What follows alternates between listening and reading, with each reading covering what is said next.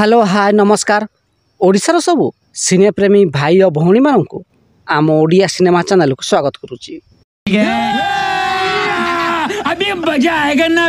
आज कथा हवा विवाद पाई ना परिवर्तन होइथिबा किछि ओडिया सिनेमा विषय रे। 2023 मसीह रिलीज होइतिला एक ओडिया सिनेमा जार ना रही माइंड गेम। एही सिनेमार मुख्य भूमिका रे हिंदी अभिनेता अतुल कुलकर्णी एवं ओडिया अभिनेता मनोज मिश्र अभिनय करथिले।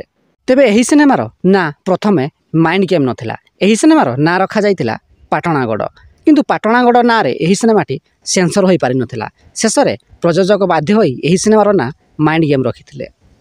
2025 मसीह रिलीज होइतिला संबित आचार्य एक ओडिया सिनेमा जार ना रही सनातनी। एही सिनेमा को निर्देशना देइथिले वासुदेव, संगीत निर्देशना देइथिले अभिजित मजुमदार।